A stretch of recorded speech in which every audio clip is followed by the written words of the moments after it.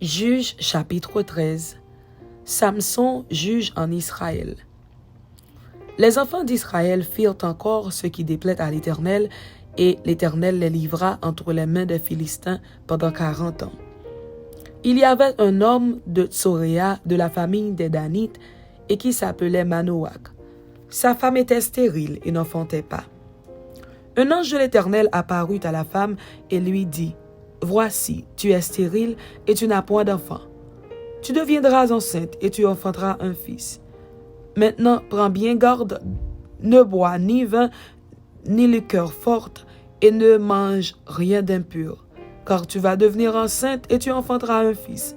Le rasoir ne passera point sur sa tête, parce que cet enfant sera consacré à Dieu dès le ventre de sa mère, et ce sera lui qui commencera à délivrer Israël de la main des Philistins. » La femme alla dire à son mari: « Un homme de Dieu est venu vers moi, et il avait l'aspect d'un ange de Dieu, un aspect redoutable. Je ne lui ai pas demandé d'où il était, et il ne m'a pas fait connaître son nom. Mais il m'a dit: tu vas devenir enceinte et tu enfanteras un fils. Et maintenant ne bois ni vin ni liqueur forte, et ne mange rien d'impur, parce que cet enfant sera consacré à Dieu dès le ventre de sa mère jusqu'au jour de sa mort. » Manoach fit cette prière à l'Éternel: « Ah, Seigneur, que l'homme de Dieu que tu as envoyé vienne encore vers nous, et qu'il nous enseigne ce que nous devons faire pour l'enfant qui naîtra. » Dieu exauça la prière de Manoach, et l'ange de Dieu vint encore vers la femme. Elle était assise dans un champ, et Manoach, son mari, n'était pas avec elle.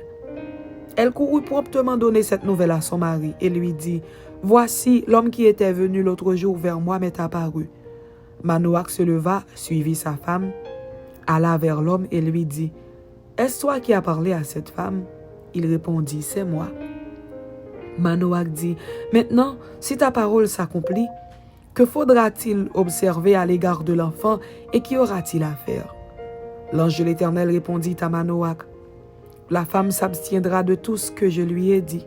Elle ne goûtera d'aucun produit de la vigne, elle ne boira ni vin ni liqueur forte, et elle ne mangera rien d'impur. Elle observera tout ce que je lui ai prescrit. » Manoach dit à l'ange de l'Éternel: « Permets-nous de te retenir et de t'apprêter un chevreau. » L'ange de l'Éternel répondit à Manoach: « Quand tu me retiendrais, je ne mangerai pas de ton mets, mais si tu veux faire un holocauste, tu l'offriras à l'Éternel. » Manoach ne savait point que ce fut un ange de l'Éternel. Et Manoach dit à l'ange de l'Éternel: « Quel est ton nom? Afin que nous te rendions gloire, quand ta parole s'accomplira. » L'ange de l'Éternel lui répondit: « Pourquoi demandes-tu mon nom? Il est merveilleux. » Manoach prit le chevreau et l'offrande et fit un sacrifice à l'Éternel sur le rocher. Il s'opéra un prodige pendant que Manoach et sa femme regardaient. Comme la flamme montait de dessus l'autel vers le ciel, l'ange de l'Éternel monta dans la flamme de l'autel. À cette vue, Manoach et sa femme tombèrent la face contre terre. L'ange de l'Éternel n'apparut plus à Manoach et à sa femme. Alors Manoach comprit que c'était l'ange de l'Éternel. Et il dit à sa femme: « Nous allons mourir car nous avons vu Dieu. » Sa femme lui répondit: « Si l'Éternel eût voulu nous faire mourir, il n'aurait pas pris de nos mains l'holocauste et l'offrande. Il ne nous aurait pas fait voir tout cela, et il ne nous aurait pas maintenant fait entendre pareille chose. » Sa naissance. La femme enfanta un fils et lui donna le nom de Samson. L'enfant grandit et l'Éternel le bénit. Et l'esprit de l'Éternel commença à l'agiter à Machanédon, entre Tsoréa et Eshtaol.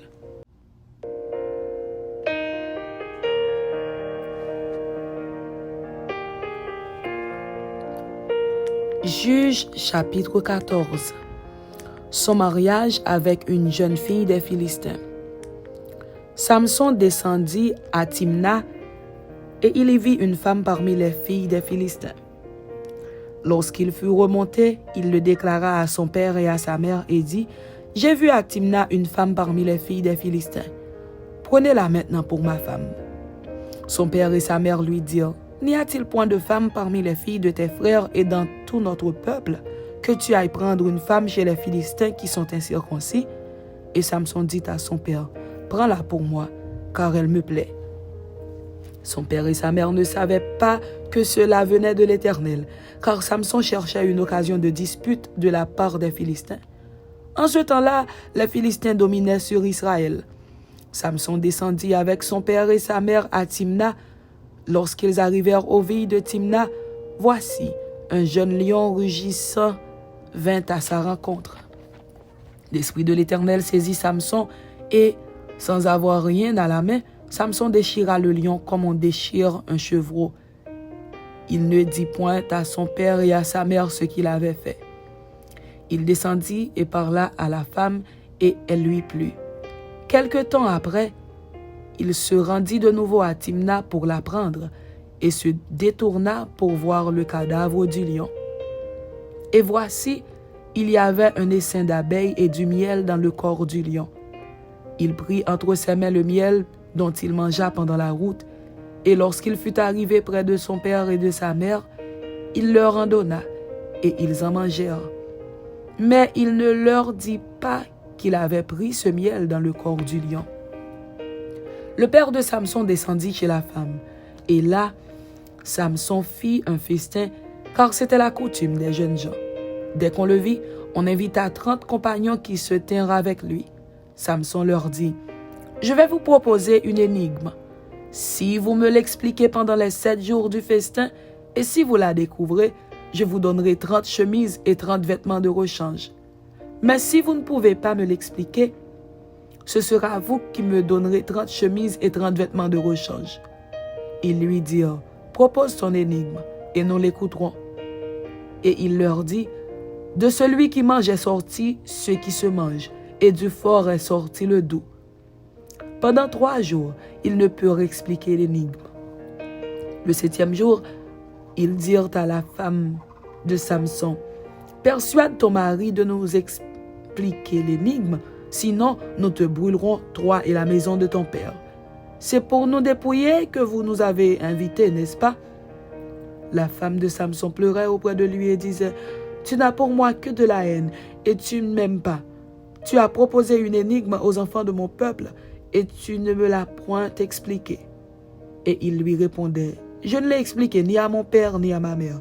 Est-ce à toi que je l'expliquerai? » Elle pleura auprès de lui pendant les 7 jours que dura leur festin. Et le 7e jour, il la lui expliqua, car elle le tourmentait. Et elle donna l'explication de l'énigme aux enfants de son peuple.